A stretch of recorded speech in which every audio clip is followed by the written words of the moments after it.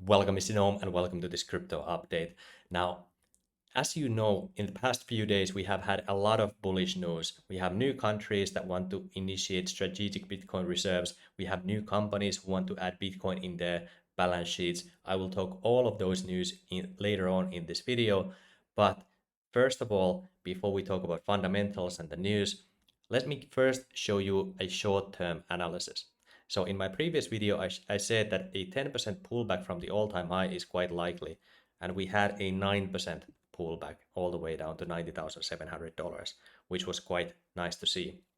I was a little bit unprepared for how quickly this happened, but it was there. It was nice to see, and then I actually called the bottom at $91,600, which was a pretty good call here. Looks like a local bottom.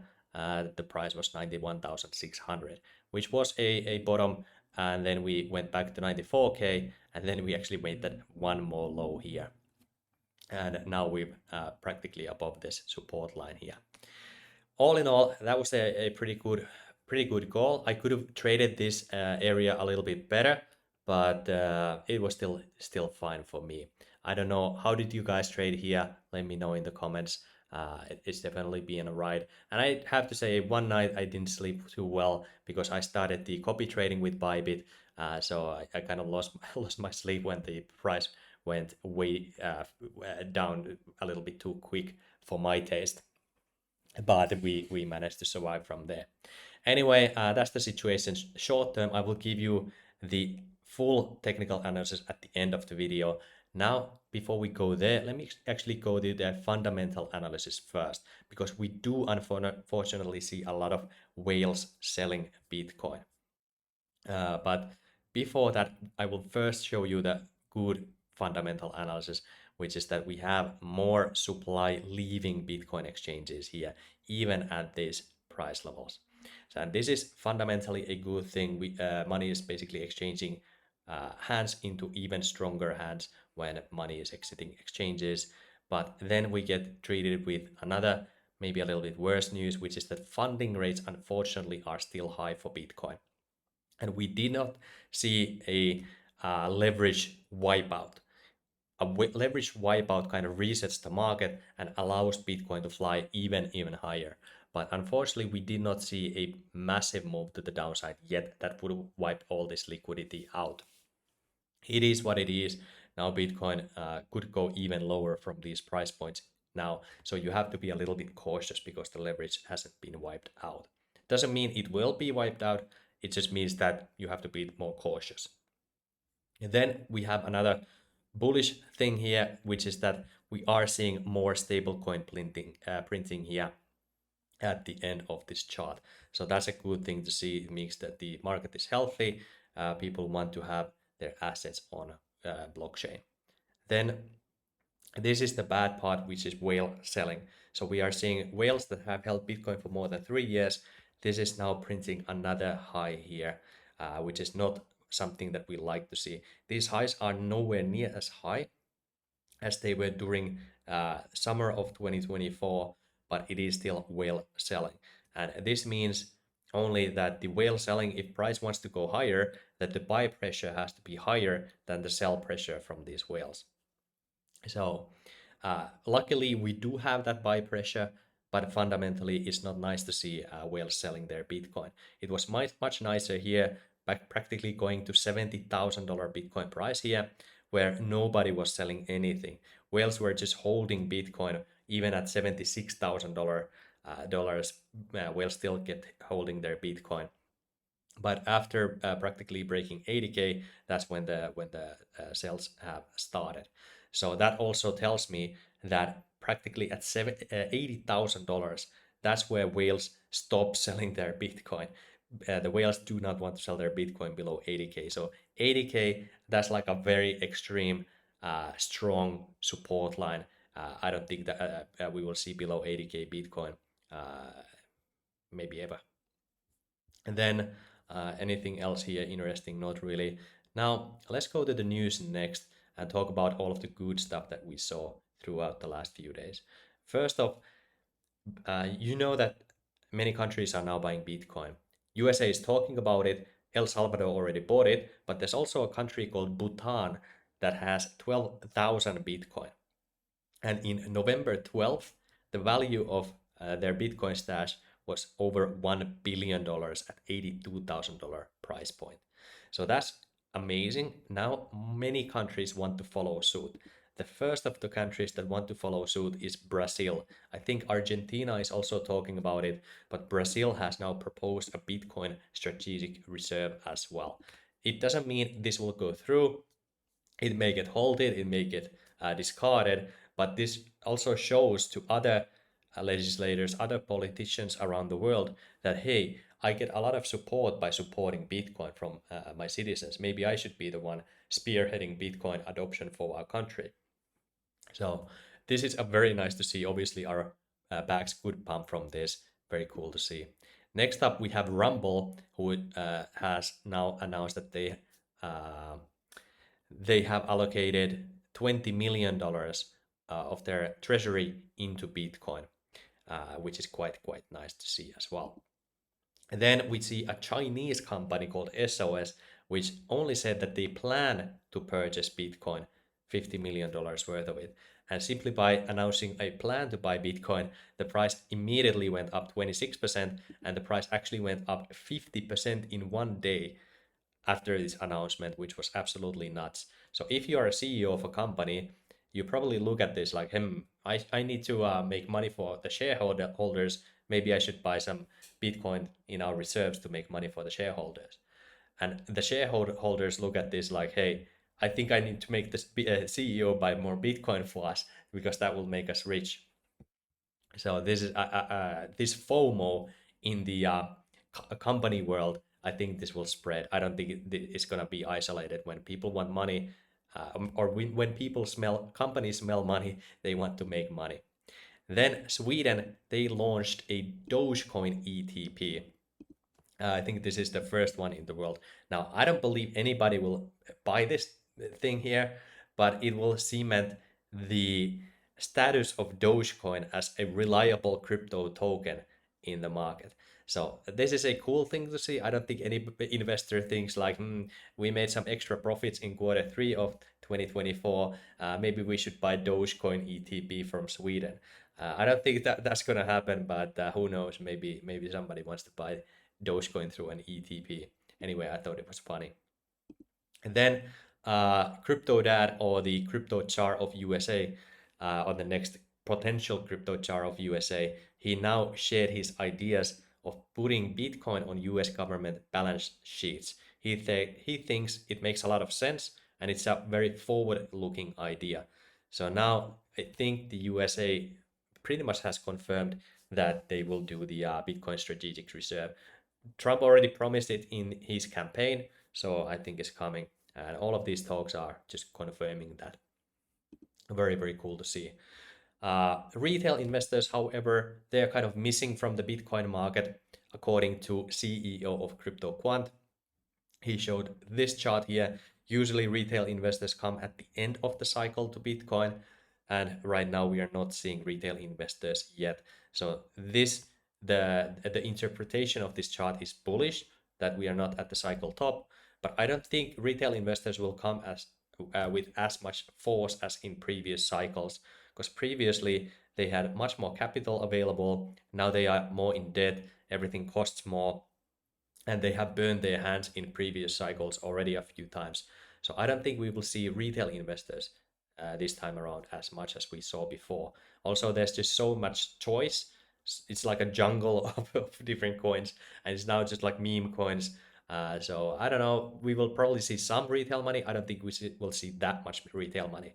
But scrolling down here, retail investors are actually buying Dogecoin. So meme coins, that's where the appetite is for retail investors right now. So I don't know, maybe Dogecoin will have a few moves back to the upside if retail money keeps pouring into Dogecoin and maybe other meme coins as well. Who knows? Next, okay, I will cover this. So World Liberty is the Donald Trump DeFi platform that will maybe launch in a few months. Nobody knows when it will launch. but it's a fork or an integration of Aave protocol, which is a lending platform, and they announced that they will run on mainnet Ethereum, which is one of the reasons Ethereum has been pumping as well. But Justin Sun, he actually bought an advisory spot in this venture. So he invested $30 million of his capital to become an advisor. And this makes things for us crypto investors a little bit interesting because more than half of all USDT, more than half of all Tether is running on Tron network, which means that Justin Sun is practically uh, chained or linked with Tether. Now, Justin Sun is also linked with the sitting president of United States. So all of the Tether FUD, all of the USDT FUD, I think it's not going to go anywhere in the next 4 years. While Justin Sun is sitting in the as an advisor for one of the companies of Donald Trump.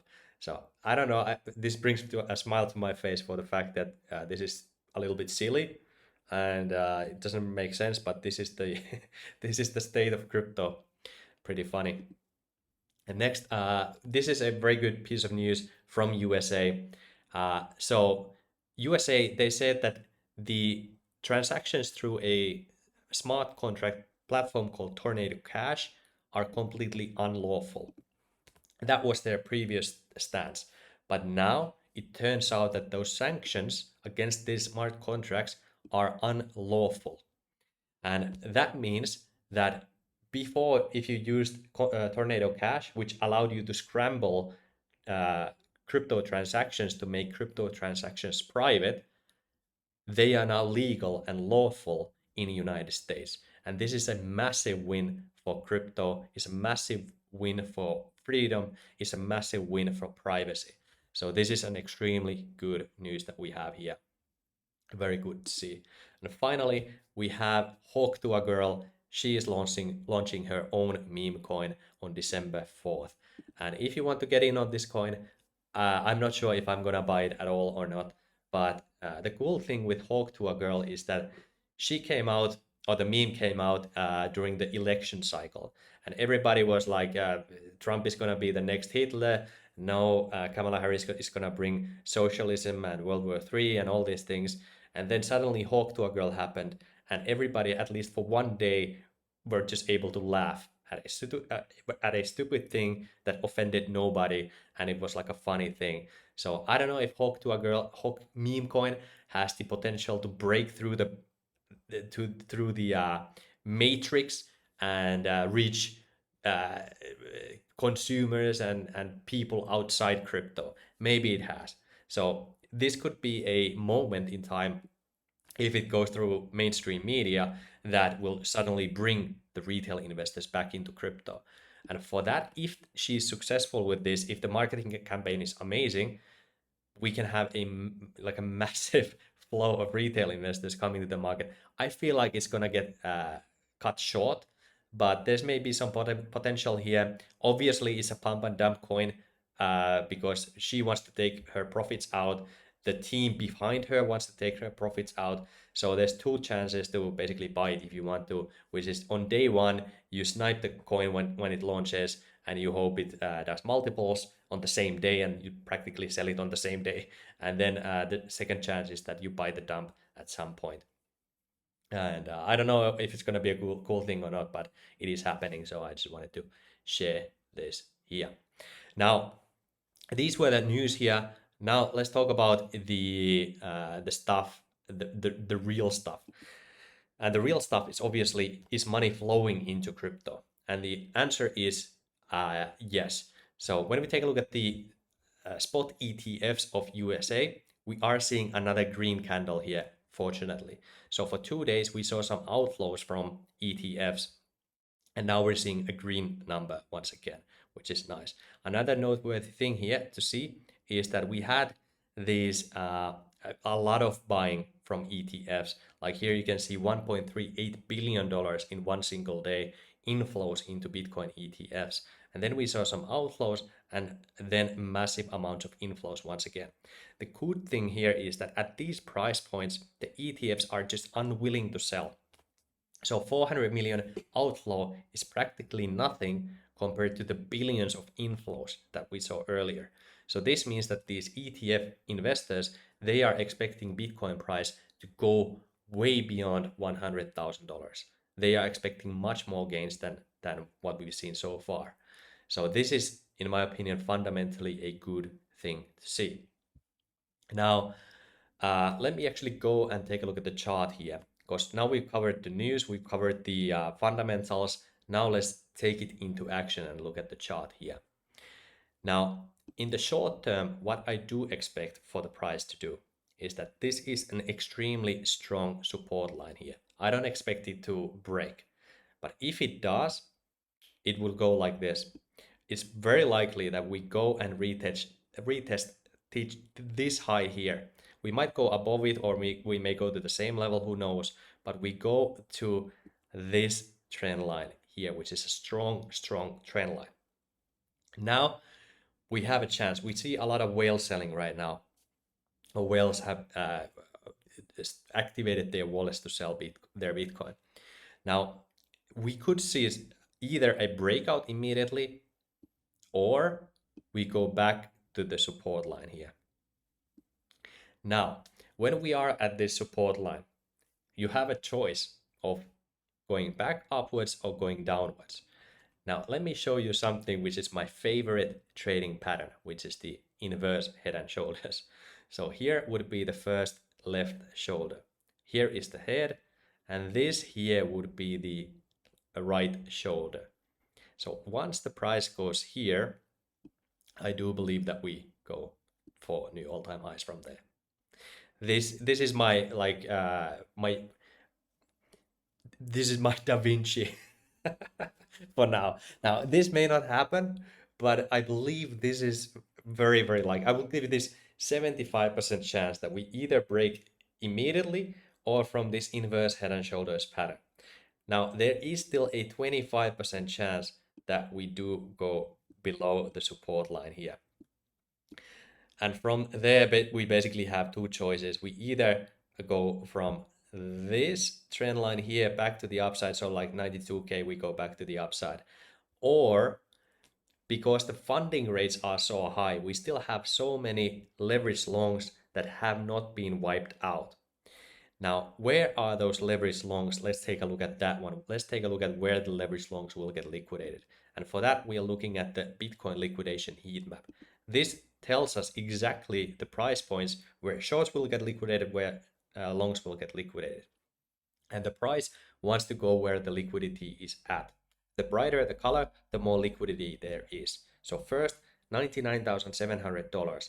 Here we have $618 million worth of shorts that would get liquidated if price goes here.